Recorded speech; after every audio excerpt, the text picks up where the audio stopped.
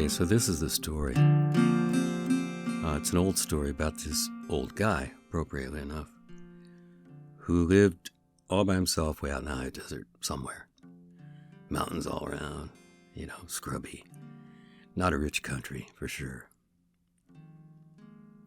You gotta, kind of scrape out your survival in a place like that. And the way this guy did it, so the story says, is that he would harvest. I guess that's the right word. It's not exactly mining. He would find these gems. He would find these blue stones, these fabulous blue stones. And I'm not sure if this is true or not, but this is the story, is that out where this guy lived, somewhere, nobody knew exactly where, there were these big old rocks. They look pretty ordinary, but big old rocks up there. Nobody pays much attention to another rock up there in the high desert, but this old guy does. Because on these special rocks, on some full moon nights, not all, you gotta know the cycles and stuff, and this guy does, that these stones will weep out this blue fluid, this clear azure fluid weeps out of the fissures in these huge rocks. And it slowly hardens in the cold, full moonlight, the way it is way up there. It's crystal clear. And they're all different, right? They're all different. Size, shape. Some have inclusions of one kind or another. So anyway, that's what the old guy does, as he goes around. Knows where to go and when to find these gems. And then he takes this leather bag over his shoulder out on these treks. And in the bag, he's got some bread and cheese and some water. And he has a stack of these leaves that he gets from a special plant that grows out west of his house, I guess. And these leaves, when they're dry, are real soft and leathery. And he has a stack of these leaves, a little bundle tied with a piece of string. And when he finds these precious blue stones, and he has to find them at night, in the full moon,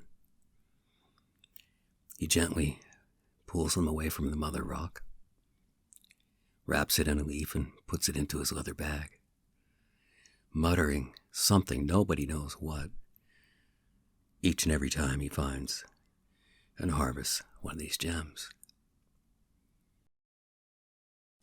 And after a night, as the sun starts to come over those sharp-edged mountains over there, the man is on his way home. And there's a special kind of feeling on that morning for that guy. I mean, you can imagine it, right?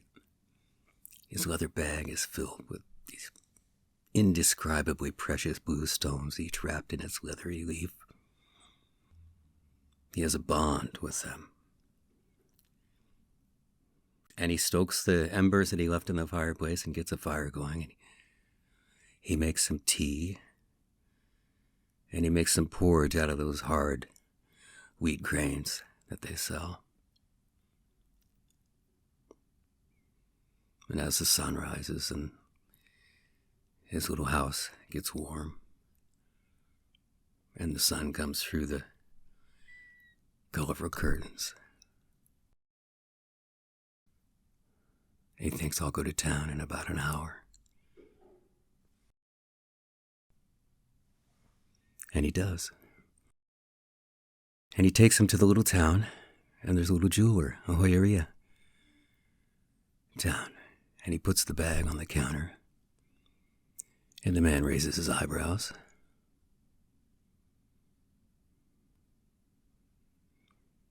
And the man says,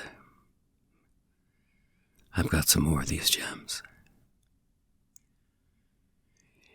And the thing is, a lot of people knew part of this story, or this part or that part, but not the whole thing, and they didn't believe it when they heard it. But so they thought he was a crazy old guy, right, with a leather bag. Didn't talk much. When he did, it didn't make any sense. And so they thought that, those blue stones were just a figment, right? Didn't exist. Couldn't.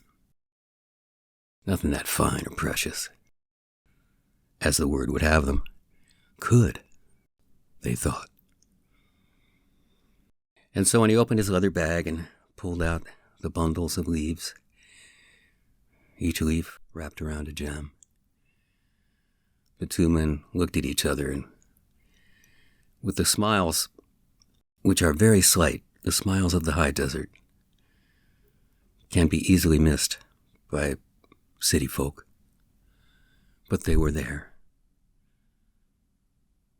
because they both knew that even if these precious stones didn't really exist, that they were truly, truly gorgeous.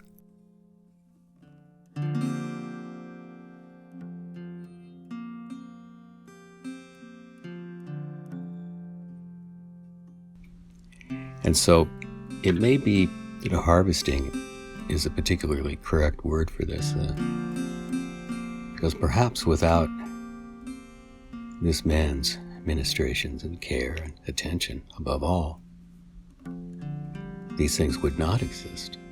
Maybe the cold light of the full moon is not sufficient. Maybe that extra special ingredient is the man himself.